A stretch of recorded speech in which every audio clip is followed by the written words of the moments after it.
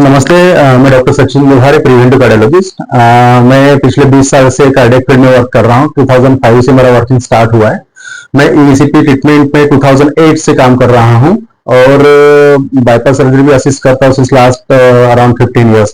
तो मैंने हार्ट, आप बोल सकते हैं कि मैंने काफी अंदर तक देखा है, अच्छे से देखा है। तो जैसे आप बोलेंगे कि आप इसमें जैसे आपने इंट्रोड्यूस किया कि 20 साल का एक्सपीरियंस, तो डेफिनेटली आप नागपुर में कोई भी अच्छे बड़े हॉस्पिटल्स में आप जाओगे तो मैं हर हॉस्पिटल में आज वर्क कर चुका हूं, तो मुझे हर जगह का अच्छा अच्छा एक्सपीरियंस आया और बहुत अच्छे हमारे जो मेंटर्स है, गाइड्स है, उन्होंने काफी अच्छा हद तक मुझे सिखाया है, समझाया है। तो हम बात करेंगे आज हार्ट अटैक के बारे में। तो जैसे आपने पूछा कि what is exactly heart attack, है ना। तो हार्ट अटैक ये कंसेप्ट हम एक रूटीन लैंग्वेज में हम लेते हैं। हार्ट अटैक आने यानी हमारे हार्ट के जो सप्लाई करने वाली वेसल्स होती है, अगर उसमें सडन ब्लॉक आ जाता है और आपके हार्ट के मसल्स को ब्लड सप्लाई सडन रुक जाता है, उस कंडीशन में हमको जो एक सीवियर वेदना होती है हृदय में, जिसको हम बोलते हैं चेस्ट पेन, और हमारे मेडिकल लैंग्वेज में उसको सीवियर अंजाइना बोलते हैं। और उसके साथ साथ में हम ईसीजी अगर देखेंगे तो ईसीजी में उसके एसटीटी चेंजेस अपने को दिख जाते हैं, तो उस कंडीशन में उसको हार्ट अटैक बोलते हैं। लेकिन हार्ट अटैक हम एक रूटीन बोल सकते कंसेप्ट है जो हमारे ले लैंग्वेज में हम यूज करते हैं। उसमें भी काफी अलग अलग प्रकार होते हैं। जैसे हम एक अनस्टेबल अंजाना बोलेंगे, स्टेबल अंजाना बोलेंगे, या कोई साइलेंट हार्ट अटैक बोलते हैं, या एलवी फेलियर बोलते हैं। तो अलग अलग उसके भी डिफरेंशिएशन है। लेकिन हमको एक हार्ट अटैक बोलते हैं, हार्ट से रिलेटेड जो भी बीमारी होती है तो उसको हम एक रूटीन लैंग्वेज में हार्ट अटैक बोलते हैं, है ना। क्या मुख्य कारण होते हैं हार्ट अटैक आने के पीछे? Okay, great. तो देखिए, जैसे मैंने आपको बताया कि हम जो हार्ट अटैक एक रूटीन टर्म यूज कर रहे हैं, बट उसके अलग अलग डिफरेंशिएट हम करेंगे तो उसके अलग अलग डायग्नोज बन सकते हैं। जैसे अनस्टेबल अंजाना जो बताया मैंने, या हार्ट फेलियर जो बोला, तो उसके भी जो अलग अलग कारण होते हैं। जैसे हम हार्ट अटैक जो उसको एक्यूट एमआई बोलेंगे, तो एक्यूट एमआई में क्या होता है कि हार्ट के मसल्स को सप्लाई करने वाले वेसल में सडन ब्लॉक होके उसके सामने वाले एरिया में ब्लड सप्लाई रुकने के कारण जो सीवियर वेदना होती है उसको हम हार्ट अटैक या एक्यूट एमआई बोलते हैं। अनस्टेबल अंजाना जो बोलते हैं, जैसे हम ओल्ड एज में, जैसे कोई पेशेंट डायबिटिक है, प्रीमॉर्बिड है, या ओल्ड एज के कारण हमारे ब्लॉकेज, जो हार्ट में ब्लॉकेजेस बनते हैं, उसके साथ साथ में जो अपने को एक, अगर हम एक रूटीन भी अगर 50 के एज में हम एंजियोग्राफी करेंगे तो हो सकता है हमको 30-40% बिना सिम्टम्स के भी ब्लॉकेजेस मिल सकते हैं। तो ये होता है, अगर उसमें अगर आपके हार्ट के मसल को होने वाला सप्लाई अगर कम पड़ता है, तो ऐसे कंडीशन में जो बीच में पेन होता है, जैसे चलने फिरने में दम लगना, सांस फूलना है, छाती में दर्द होना, स्पेशली ऑन एक्सर्शन, तो उसको हम अंजाना भी बोल सकते हैं। तो उसके कारण कुछ अलग होते हैं। हार्ट अटैक जो एमआई बोलते हैं उसके कुछ अलग कारण होते हैं। हार्ट फेलियर जो होता है, अगर कुछ कारणवश हमारे हार्ट की पंपिंग अगर कम हो जाती है, जो नॉर्मली उसको 60% एलवीएफ हमारा रहना चाहिए हार्ट का, बट कुछ कारण से, उसमें भी अलग अलग कारण है। लेकिन हार्ट अटैक से रिलेटेड जो कारण है उसमें एंटीरियर वॉल अगर आपका वीक हो गया है या लैटरल वॉल वीक हो गया है, तो आपका एलवी पंपिंग भी वो मसल लूज होने के कारण नहीं मेंटेन हो पाएगा, वो भी 20-25-30%, यानी अल्टीमेटली 30-35%, 40% जब आता है उसको हम हार्ट फेलियर भी बोलते हैं। तो उसके भी कुछ अलग अलग रीजन होते हैं, मैं आपको डिफरेंशिएट कर पाऊंगा। जो हार्ट अटैक बताया था हमने एमआई, तो एमआई जो होता है वो आपके हार्ट में जो इंटीमल लेयर होती है वेसल की, उसमें सडन रप्चर आके वहां पे एथेरोस्क्लेरोटिक चेंजेस आने के कारण वहां पे अगर रप्चर होता है और सडन ब्लॉक हो जाता है और एकदम से अपना हार्ट सप्लाई बंद हो जाता है, उस कंडीशन में वो एमआई आने के चांसेस होते हैं। इसमें भी मल्टीपल है कि आपके प्लाक्स जो बनते हैं तो वो अलग अलग कारणों से बनते हैं, लेकिन एथेरोस्क्लेरोटिक चेंजेस होने के कारण वो अगर रप्चर हो गया तो वहां पे सडन ब्लॉक होने के कारण सडन हार्ट अटैक एमआई आता है। और अनस्टेबल अंजाना में बताया हम, तो ओल्ड एज में जो धीरे धीरे ब्लॉकेज बनते हैं उसके कारण ये है। और तीसरा फेलियर, जो भी पंपिंग यानी हार्ट का पंपिंग कम हो गया, उसके कारण लंग्स पे बैकफ्लो बढ़ जाता है और हमको सांस लेने में तकलीफ होती है। इसको हम लोग एलबीएफ या एलबी फेलियर भी बोलते हैं, है ना। तो अलग अलग इसके कारण होते हैं। सर, अगर हम बात करते हैं लक्षणों की, तो क्या ऐसे लक्षण हमें हार्ट अटैक आने के पहले पेशेंट में दिखाई देते हैं? ओके, जैसे अगर कोई पेशेंट को हार्ट अटैक आ रहा है तो एकदम सडन हार्ट अटैक जो आता है रप्चर के कारण, तो उसमें हो सकता है कि कभी हमको सिम्टम्स ना दिखे। जैसे अभी हमने काफी सेलिब्रिटीज या हमारे भी दोस्त भाई लोगों में 35-40 में सडन कार्डियक डेथ हुए हैं पेशेंट देखे हैं। तो इसमें सडन रप्चर होने के कारण जो ब्लॉक बन जाता है, तो उसमें हार्ट अटैक जब आता है, स्पेशली एक्यूट एमआई में, तो सामने वाला फ्लो सडन रुक जाता है, तो उसमें हार्ट वीटीबीआर बोलते हैं हम हमारे मेडिकल लैंग्वेज में, जो उसका एक्चुअल काम होता है पंप करना, बट अनफॉर्चुनेटली वो नहीं कर पाता है और सिर्फ वाइब्रेट होता है। तो हमारा अगले 2 से 3 मिनट में अपने ब्रेन को सप्लाई रुक जाता है, उसके कारण हम कोई सडन कोलैप्स हो जाते हैं और मेडिकली अटेंड ना होने के अगर नहीं हो पाया पेशेंट, तो अगले 2-4-5 मिनट में पेशेंट सडन एक्सपायर हो जाता है। तो इसमें तो हम लोग कुछ बोल नहीं पाएंगे कि कुछ सिम्टम्स हमको दिखेंगे, बट डेफिनेटली अगर अनस्टेबल एंजाइना एलवी फेलियर है तो ये हमको 1 या 2 दिन में नहीं आता, वो उसको हम काफी 2 4 5 6 या साल 2 साल से हमको सिम्टम दिखना स्टार्ट हो जाता है। स्पेशली हमारी शुरुआत होती है कि जब हम कोई रूटीन काम करते हैं, या हम मॉर्निंग वॉक कर रहे हैं, साइकिलिंग कर रहे हैं, या चल रहे फिर रहे, तो अपना रूटीन काम होता है, या हम सीढ़ियाँ चढ़ रहे 4 5 मंजिल इजिली चढ़ पाते हैं, लेकिन हमको कुछ दिनों से, जैसे कोई अगर 4 मंजिल चढ़ पाता है, उसको 1 मंजिल चढ़ना भी अगर डिफिकल्ट हो रहा है और उसमें सांस फूलना स्टार्ट हो जाता है। कोई अगर कोई लेडी पेशेंट है जो 4 रूम 5 रूम इजीली अपना घर साफ कर रही थी, अभी आए 1 रूम में भी झाड़ू मारा तो भी हमने को दम फूलना स्टार्ट हो जाता है ना। तो या फिर हम मॉर्निंग वॉक कर रहे हैं, पहले हम तो 5 5 किलोमीटर चल पाते हैं, लेकिन कुछ दिनों से हमको बोलते हैं कि आधा किलोमीटर भी नहीं चले, आधा किलोमीटर चलने के बाद सांस फूलती है या छाती में दर्द होना स्टार्ट हो जाता है। तो ये इनिशियल सिम्टम्स होते हैं। कुछ भी एक्सर्शन करने और एक्सर्शन पे हमारा दम भरना, सांस फूलना, ये स्टार्ट होता है स्पेशली जब हमको हार्ट अटैक आना चालू हो जाता है, सिम्टम्स आना स्टार्ट हो जाता है। इसके साथ साथ में अगर इस पर हम ध्यान नहीं दें या कुछ ट्रीटमेंट ना करें तो धीरे धीरे छाती में दर्द होना स्टार्ट हो जाएगा, पंपिंग कम हो जाएगा, तो हमारे पैर में स्वेलिंग आ जाएंगी, चेहरे पे स्वेलिंग आ जाएंगी।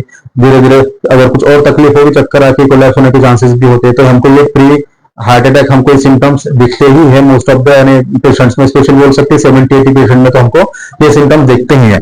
अगर कुछ 10 20% है जिनको सडन हार्ट अटैक आया था, उसको नहीं ध्यान में आ जाता है, बट ये सिम्टम्स अगर हमको अगर मिलते हैं तो हमने एक रूटीन चेकअप डेफिनेटली करना चाहिए हॉस्पिटल में जाके। जो भी आज अगर हम 30 35 भी एज हो गया तो हमने एक नॉर्मल एक जनरल फिजिशियन के पास जाके भी कम से कम हमारा बीपी, शुगर, ईसीजी, ये रूटीन चेक भी हर 3 महीने 6 महीने में किया तो भी हम उसमें प्रिवेंट हो सकते हैं अगर हमको स्पेशली ये सिम्टम्स दिखते हैं तो, है ना।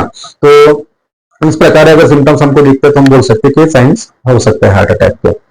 सर जैसे कि हम बात करते हैं निदान संबंधी, हाँ, तो कैसे निदान हो पाता है कि ये पेशेंट अब हार्ट पेशेंट होने जा रहा है या फिर हार्ट की बीमारी से कैसे बचेगा? जैसे मैंने बताया कि आपको ये सिम्टम्स अगर आपको दिखते हैं, जो प्राइमरी सिम्टम्स आपने पूछे और कि दम लगना, सांस फूलना, छाती में दर्द होना, पैरों में स्वेलिंग आना, है ना, या कोई भी एक्सर्शन करने पे हमारे सिम्टम्स हम अलाउ नहीं करते हैं एक्सर्शन करने को, तो ऐसे कंडीशन में अगर हम रूटीन चेकअप जैसे बोलेगा ईसीजी, बीपी, शुगर, ये तो रूटीन करना ही है। इसके अलावा भी अगर हम लोग थोड़ा सा एडवांस में जाएंगे तो हम 6 महीने में एक बार हमारे टीएमटी ट्रेडमिल टेस्ट होता है रूटीन, जो हम लोग एक बहुत कोई बड़ी डायग्नोस्टिक प्रोसीजर नहीं है, उसमें अपने ईसीजी में कनेक्ट, अपने चेस्ट में ईसीजी ग्लिड्स कनेक्ट किया जाता है और हमको 10 मिनट इसे टीएमटी मशीन पे दौड़ाया जाता है। उसमें होता क्या है कि जैसे एग्जांपल आपका रूटीन हार्ट अटैक अगर 50 60 है या 70 80 है, उसमें हम दौड़ने के बाद वो डेफिनेटली कुछ परसेंट में बढ़ जाएगा। अगर हमारा 80 रूटीन चल रहा है तो 100 150 120 तक चला जाता है। तो इस कंडीशन में हमारा हार्ट का बीटिंग बढ़ने के कारण उसका डिमांड भी ऑक्सीजन का बढ़ जाता है, और वो डिमांड अगर ब्लॉकेजेस हो गया आपके वेसल में तो डिमांड फुलफिल नहीं हो पाएगा, तो आपके ईसीजी में उसके एसटीटी चेंजेस जरूर दिखते हैं। तो इसको हम लोग एक विद इन 7 to 8 मिनट्स अगर हम चेंजेस आते तो हम इसको टीएमटी पॉजिटिव टेस्ट बोल सकते हैं। तो ऐसी कंडीशन में हम लोग फर्दर डायग्नोस हमें करना चाहिए हार्ट के हिसाब से। इसके बाद में सेकंड रहेगा आपका इको, अगर आपका एलवी पंपिंग कम हो गया है, एलवी डिस्फंक्शन हो गया, इसके हम बाकी डिवॉल्वुलर और बाकी डिसीज हम लोग अभी कॉर्नर में बात नहीं करेंगे, बट अगर आपके हार्ट अटैक के कारण भी अगर कुछ मसल्स वीक हो तो वो भी आपको 2D इको में आपको ध्यान में आ जाएगा अगर वो भी हम लोग करते हैं तो। इसके बाद में 3D वैस्कुलोग्राफी एक टेस्ट होती है जो अनफॉर्चुनेटली हमारे नागपुर में भी अवेलेबल नहीं है, तो हम लोग मुंबई से मशीन बुलाते हैं। तो स्पेशली हमारे जो भी हार्ट के वेसल्स में ब्लड सप्लाई अधिक कम पड़ना है, जैसे अगर 20% भी या इवन माइक्रोवैस्कुलर डिसीज भी हो, अगर आपके वेसल्स के छोटे ब्रांचेस में भी कोरोनरी के छोटे वहां पे अगर ब्लॉकेजेस हो तो भी हमारे हार्ट के मसल्स को ब्लड सप्लाई नहीं मिलेगा। अगर ब्लड सप्लाई नहीं मिलेगा तो डेफिनेटली वो कुछ ना कुछ इन्वेस्टिगेशन में पकड़ में आएगा। तो ये जो 3D वैस्कुलोग्राफी टेस्ट होती है इसमें कार्डियक इमेज टाइप में ही बन जाता है कि जो एरिया में हार्ट के मसल्स के जो एरिया में आपका ब्लड सप्लाई कम दिख रहा है वहां पे कितने परसेंट में आपका फ्लो कम है या ऑक्सीजन कम है वो उसमें पकड़ में आ जाता है। तो अगर हम तीनों वेसल है हमारे एलईडी, राइट कॉर्नर और सर्कम्फ्लेक्स, तीन वेसल में कौन से एरिया में कितने परसेंट में आपका ब्लड फ्लो कम दिख रहा है वो भी हम वहां पे एक 3D वैस्कुलर के द्वारा हम लोग पकड़ सकते हैं। इसके बाद में अगर हम और डिटेल में जाएंगे हमारे कॉर्नर में कितने परसेंट ब्लॉकेजेस है या नहीं है, तो उसके लिए हम लोग आज बोलेंगे कि सबसे बेस्ट टेस्ट है सिटी एंजियोग्राफी। इसमें प्लस पॉइंट ये है कि हमको कोई भी सिटी एंजियो के लिए जाके एडमिट नहीं होना पड़ता कोई हॉस्पिटल में, वो भी 7-8 हजार या 10 हजार रुपया सेंटर टू सेंटर डिफर करता है, बट 8 से 10 हजार रुपए में अपना सिटी एंजियो हो जाता है। हमको हमारे हार्ट में कोई भी वेसल्स में कितने परसेंटेज ब्लॉकेजेस है वो हमको सीधे एंजियो में दिख जाता है। अगर आप सिम्टोमेटिक है या आपको लगता है कि आपने फ्यूचर में आपको एंजियोप्लास्टी या बाईपास की जरूरत पड़ेगी और आप मेंटली उसके लिए प्रिपेयर्ड है, तो better way go with conventional angiography जो हमारे हॉस्पिटल में होती है। तो वो अगर वहां पे जाकर एंजियोग्राफी करेंगे तो आपके वेसल में आपको ब्लॉकेजेस कितने और कहाँ पे है, कौन से एरिया में, वो दिख जाएंगे। और उसके हिसाब से अगर एंजियोप्लास्टी या बाईपास का अगर हम प्लान कर रहे हैं दिमाग में, तो आप उसके लिए ईजी हो जाता है। तो ये इस टाइप के हम इन्वेस्टिगेशन हम करेंगे तो डेफिनेटली स्टेप बाय स्टेप हमको अगर हार्ट की बीमारी है तो वो दिख ही जाएगी। सर, अगर हम बात करते हैं उपचार संबंध में, तो ईईसीपी थेरेपी काफी प्रचलन में और काफी चर्चाएं हो रही है इस चीज की। तो ये क्या थेरेपी है और किस प्रकार का ये उपचार पद्धति? ओके, तो ठीक है, चलो मैं आपको बताऊंगा। पहले ईसीपी के पहले मैं आपको बताऊंगा एंजियोप्लास्टी और बाईपास एग्जैक्टली क्या होता है ना। तो जब अगर हमने ये जो टेस्ट करवाया और ये एंजियोप्लास्टी सॉरी एंजियोग्राफी में या सिटी एंजियो में अगर आपको कुछ ब्लॉकेजेस दिख रहे हैं, तो आप हॉस्पिटल में एडमिट है तो आपको एडवाइस करेंगे, अगर एक सिंगल वेसल में अगर 70-80% ब्लॉक है अमेरिकन गाइडलाइन के हिसाब से, तो 80% प्लस में रहा तो उसमें आपको एंजियोप्लास्टी करना चाहिए। 2 ब्लॉकेजेस एट द मैक्स अपन कर सकते हैं, मोर देन 2 या अगर क्रिटिकल एरिया में अगर ब्लॉकेजेस है तो आपको सीएबीडी या बाईपास एडवाइस किया जाता है, बाईपास सर्जरी किया जाता है।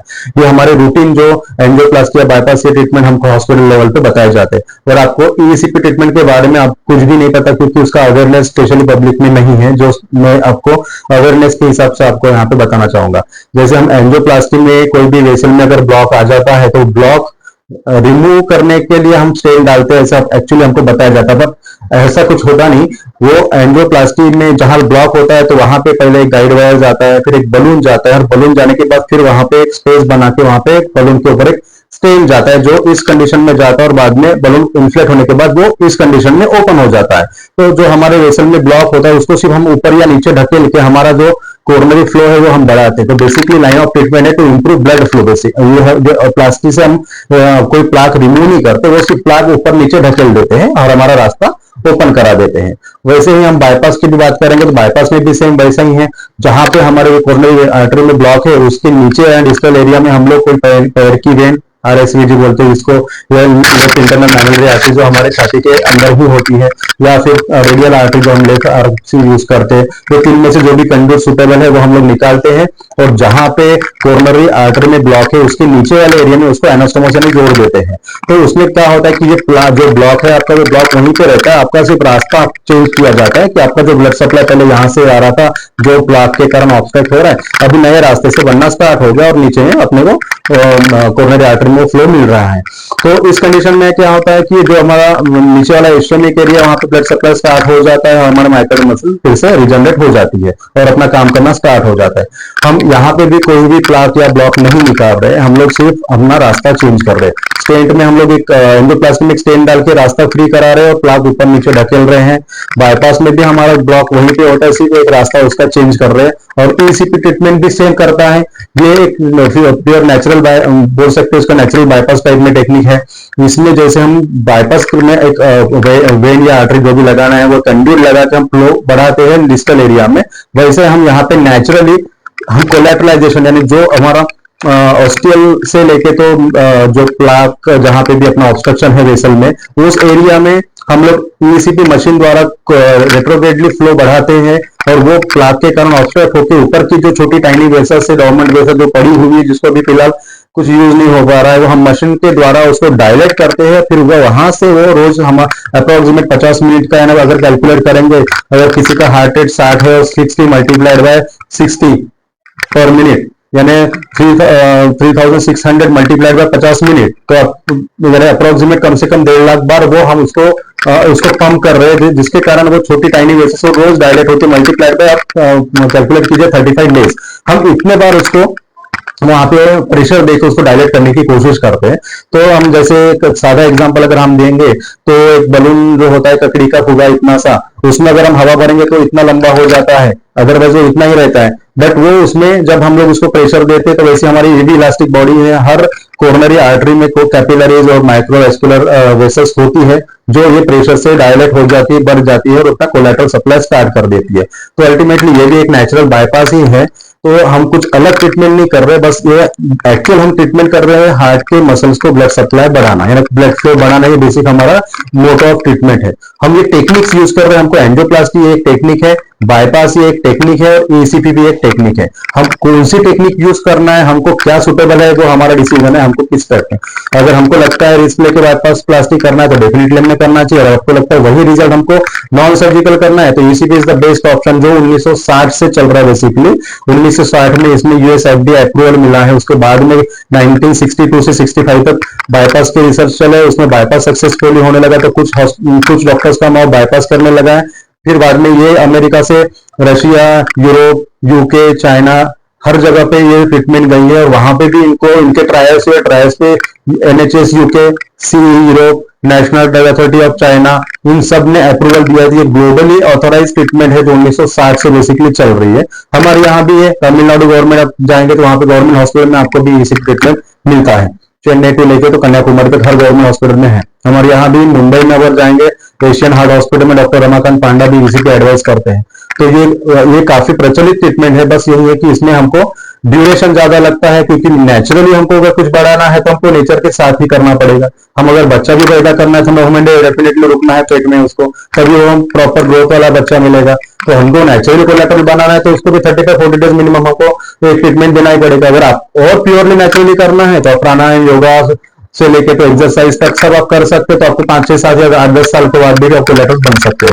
लेकिन एज अ ट्रीटमेंट आप अगर चाहो उसको आपको इतना ड्यूरेशन 5-6 साल तो नहीं दे पाएंगे, तो हम लोग ईसीपी ट्रीटमेंट द्वारा वही काम हम लोग 40 दिन में भी कर सकते हैं। और ये कोई भी अलग ट्रीटमेंट नहीं है, कोई acupressure, acupuncture, physiotherapy, homeopathy, Ayurveda वाला ट्रीटमेंट नहीं है। ये प्योर एलोपैथी ट्रीटमेंट है जिसका जिक्र Harrison's principle of internal medicine 16th या 70th एडिशन आप खोलेंगे, हमने उस वक्त वो 16 पढ़ा था इसलिए मुझे याद है। वॉल्यूम 2 में जाएंगे तो उसमें आपको पेज नंबर 1441 पे इस्केमिक हार्ट डिसीज के टॉपिक में थेरेपी में मेंशन हुआ मिलेगा, जहां पे सब लिखा है कि ईसीपी एग्जैक्टली क्या काम करते हैं। जैसे हमने प्रिवेंटिव कार्डियोलॉजी का डिप्लोमा किया, उस वक्त हमने ब्राउनवार्ड की बुक पढ़ी थी। ब्राउनवार्ड में इसके ट्रायल्स भी मेंशन है कि कौन सा एक एग्जांपल एसएचएम नाम का एक ट्रायल उन्होंने किया है, डबल ब्लाइंडेड ट्रायल, उसमें आपको पॉजिटिव मिला।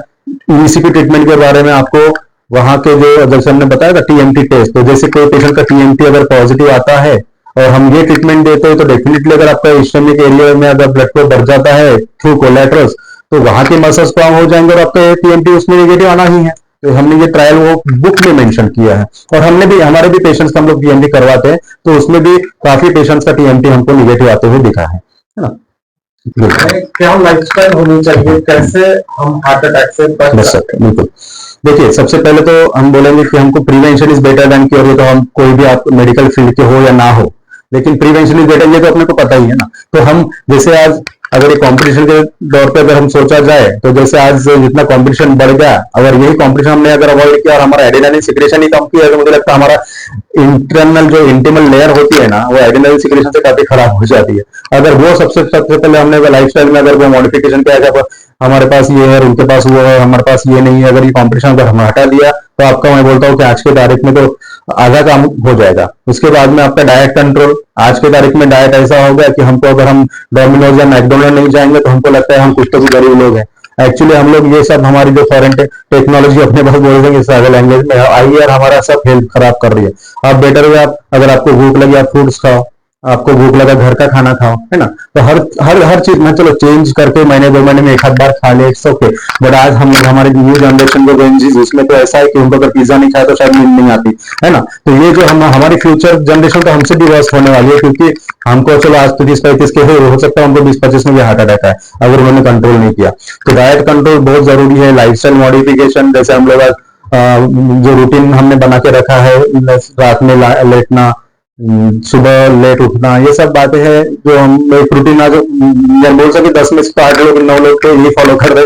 बहुत रेयरली ऐसे लोग होते हैं कि जो मॉर्निंग वॉक करते हैं, जिमिंग तो अच्छी बॉडी बिल्डिंग और इसके हिसाब से किया, पर एक्चुअली हम वो सोचा जाए तो हमारी जो ताकत है जाने जो भी हमारा स्टैमिना है उसके अगर 20% माइनस करके भी हमने एक्सरसाइज किया तो भी हमारे हार्ट को फायदा हो सकता है। तो lifestyle modification, lifestyle modification, exercise और डाइट, इस पे अगर प्रॉपर हमने कंट्रोल किया और हमारा स्ट्रेस लेवल कम कर दिया तो हम प्रिवेंशन बिल्कुल कर सकते हैं, अपने हार्ट अटैक ही ना आए उस हिसाब से। और दूसरा ये है कि अगर इनकेस अगर एंजियोप्लास्टी बाईपास भी अगर करते हैं, अगर फिर भी या इवन ईसीटी भी करते, अगर फिर भी ये सब ट्रीटमेंट होने के बावजूद भी अगर ये प्रिवेंशन नहीं रखे, लाइफस्टाइल मॉडिफिकेशन और डाइट कंट्रोल, तो आपका स्टेंट भी वो अगले एक या 2 साल में बंद हो जाएंगे, बाईपास के ग्राफ भी 2 या 3 साल में बंद हो जाएंगे, और एसीटी के लिए आपको अगले 4-5 साल में वापस आना पड़ेगा। तो ये बहुत जरूरी है, डाइट कंट्रोल, लाइफस्टाइल मॉडिफिकेशन और स्ट्रेस, अगर ये आपने प्रॉपर कंट्रोल किया तो बिल्कुल बोल सकते हैं हम प्रिवेंट करेंगे। किस प्रकार से उन्नत सेवाओं से लैस है मुद्रा ECP? देखिए, जैसे मैंने आपको बताया कि ये जो ट्रीटमेंट है ये 1960 से चल रही है हमारे इंडिया में। डॉक्टर सीबिया 1985 में लाए हैं। उसके बाद में कुछ और ये है डॉक्टर क्या नाम का छाजेर वगैरह, उन्होंने भी काफी प्रचलित किया। हमारे नागपुर में 1-2 सेंटर्स है जो ECP ट्रीटमेंट प्रोवाइड करते हैं। बट जो मैं आप बोलेंगे जैसे अपने को Mugdha ECP heart care centre में ऐसा अलग से क्या है, तो डेफिनेटली मैं बोलूंगा कि हमारी जो मशीन या हम जो भी ट्रीटमेंट्स यहाँ पे आपको अलाउ करते हैं, ट्रीटमेंट प्रोवाइड करते हैं, तो ये अपने नागपुर की आज की तारीख में सबसे एडवांस्ड मशीन होने के कारण हमको जो रिजल्ट ओरिएंटेड ट्रीटमेंट मिलना चाहिए वो हमको यहाँ पे मिलता ही है। 99.9% हमारे ट्रीटमेंट पेशेंट सेटिस्फाइड होके जाते हैं, कोई किसी को भी हमारे ट्रीटमेंट की कंप्लेंट नहीं है, क्योंकि हमारा जो मशीन है वो ही एकदम एडवांस होने का। जैसे अगर आप बोलेंगे तो अगर आईफोन के जमाने में अगर हम पोर्ट्री पैड वाला अगर मोबाइल यूज करेंगे तो हम आउटडेटेड हो जाएंगे। वैसे ही अगर 20-20 साल पुरानी कुछ मशीनें लगे हमारे यहाँ, अगर वो हम लोग आज उस पर हम ट्रीटमेंट करेंगे तो आपका रिजल्ट 19-20 होना ही है। लेकिन हमारे इसमें ऐसा कुछ भी नहीं है। साथ साथ में हमारे यहाँ हम रिजल्ट ओरिएंटेड काम करते हैं। हमारा पोस्ट ट्रीटमेंट हम आपका echo, vasculography, angio, coronary angio, CT angio जो भी आपको कंफर्टेबल है वो हम करवा के हमको रिजल्ट दिखाते हैं। तो ये हम जो स्पेशली बोलेंगे हमारे सेंटर में क्या है। और जो हमारी ACT आर्टर क्लियरेंस थेरेपी हम जो देते हैं वो भी हम डॉक्टर लैनी डिकोस्टा जो हमारे सबसे सीनियर है, वो हमारे मेंटोर है स्पेशली ACT ट्रीटमेंट के लिए, और डॉक्टर सीरिया वो मेंटोर है हमारे ECP ट्रीटमेंट। तो ये दोनों जो सीनियर मोस्ट बोलेंगे जिन्होंने ये ट्रीटमेंट हमारे इंडिया में लाया है, तीनों एलोपैथी ट्रीटमेंट ही है डेफिनेटली। बस हमारा यहाँ जो इंट्रोड्यूस जिन्होंने किया है उनके वो हमारे, तो हम उनको फॉलो करते हैं, उनको रेगुलरली हम कॉन्फ्रेंस अटेंड करते हैं, हम उनका रेगुलरली उनके वर्कशॉप अटेंड करते हैं और वहां पे नॉलेज गेन करते हैं। तो हमारे जैसे कोई बोलते हैं कि ACT से किडनी पे कुछ टाइम, हमारे यहाँ तो वो पता है हम 95% में कभी हमने कोई किसी का क्रिएटिन बढ़ती हुई नहीं, उल्टा हमारा क्रिएटिन कम होते हुए देखा है। तो हमारे कुछ भी हमारे साइड इफेक्ट नहीं है कोई पेशेंट्स को, ना ECP का कुछ आज तक हमने देखा है साइड इफेक्ट, किसी को रिजल्ट नहीं आया या कुछ तकलीफ बढ़ी है, या ACT में ऐसा कुछ नहीं दिखा है। हमारा मेन काम होता है कोलेटरल्स बढ़ाना, वो हमको बढ़ाते हैं, आपका फ्लो बढ़ गया तो हम दिखाते हैं। और ACT में है जो भी माइक्रोवैस्कुलर डिसीज में कुछ ब्लॉकेज है तो हम लोग क्लीन करके आपका रास्ता और फ्री करा देते हैं। तो ये दोनों तरीके से हम जब ट्रीटमेंट करते हैं तो ये हमारा रिजल्ट बहुत अच्छा आता है। तो हम ये स्पेशली इस पर और जल्दी हम ओजोन थेरेपी भी इंट्रोड्यूस करने वाले हैं। अभी कुछ ही दिनों में हमारा मनीषनगर ब्रांच और अमरावती ब्रांच दोनों एक्टिव होने वाले हैं, और कुछ एक महीने में अपना हो जाएंगे, और यहाँ पे भी एक मशीन अगले हफ्ते ही लगने वाली है। तो हमारे यहाँ कम से कम अभी आज अगले 2 महीने में हमारे पास 4 से 5 ACP मशीन लग जाएंगी, और अगले हमारा टारगेट है कि अगले 2 साल में हम हर डिस्ट्रिक्ट में Mugdha ACP heart care centre का एक सेंटर जरूर बने, क्योंकि काफी हम अमरावती, अकोला, बुल्ढाना और अभी हमको यहाँ से लेकर रायपुर से लेकर तो नीचे मुंबई और पुणे से लेकर राहुरी, अहमदनगर तक के भी कॉल्स आए हैं ट्रीटमेंट के बारे में। तो सबको ये थोड़ा सा यहाँ पे 35-40 डेज का ट्रीटमेंट इजी नहीं होता, तो हम ये सोच रहे हैं कि कम से कम हमारे विदर्भा में तो भी हम लोग या MP बॉर्डर पे छिंदवाड़ा हम हो क्या है, सिवनी हो क्या है, तो हमारे किसी के साथ कोलैबोरेशन चल रहे हैं, तो वहां का मॉब वहीं पे आके ट्रीटमेंट ले तो उनको भी इजी हो जाए। तो हमारा ये एक फ्यूचर प्लानिंग भी है। तो होप सो कि हमारा ये जल्दी आपके आशीर्वाद से हम फुलफिल कर पाए। सचिन सर, आपने हमारे दर्शकों को काफी अच्छी जानकारी दी, इसके लिए आपका धन्यवाद।